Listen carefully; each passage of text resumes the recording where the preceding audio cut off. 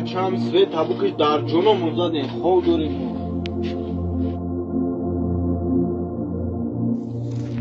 ای بچه بکش سویده برا کلدور دا بخونی و بکش بخون. ای زول کلانش ای بچه خیزه نمازتون هم بخونی روزی با کار نمیکنیم افتا اخلا نماز رو میخونیم. نماز رو بخونین انشاءالله که خداوند رزق روزی رخدش میرسونن. ای اکت خونده ای رزق روزی بسیار شده مونده. درست میگه.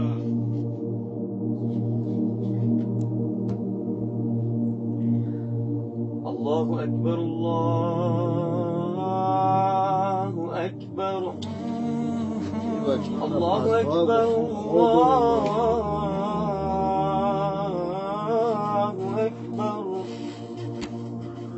اشهد ان لا اله الا الله اشهد ان لا اله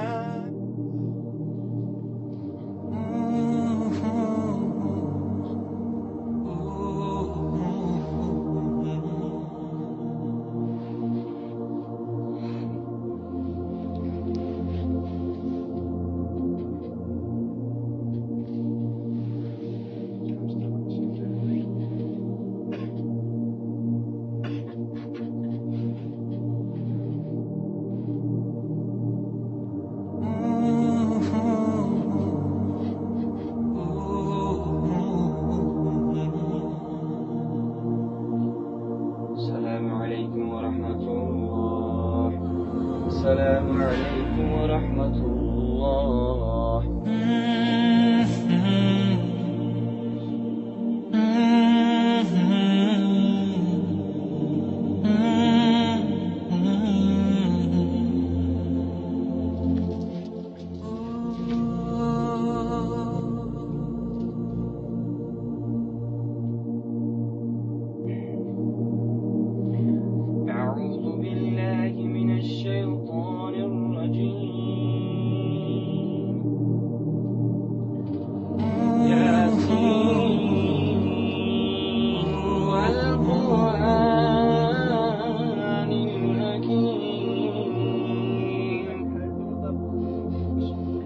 إنك لمن المرسلين على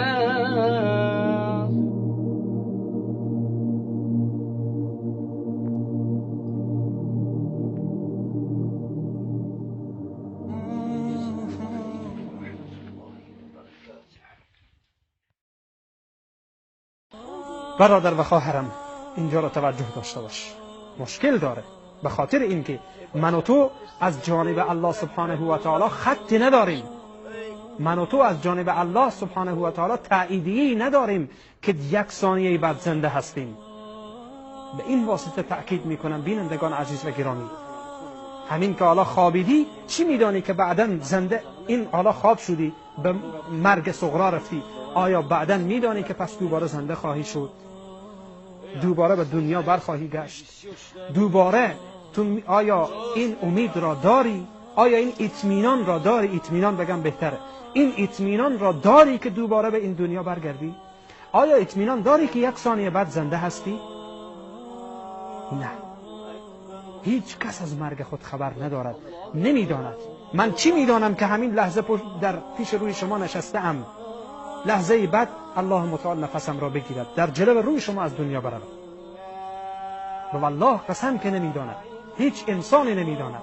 خودتان هم میدانید، خودتان را هم میدانید که اطمینان ندارید. پس قبل از این که مرگ به سراغ شما بیاید این مسائل رو توجه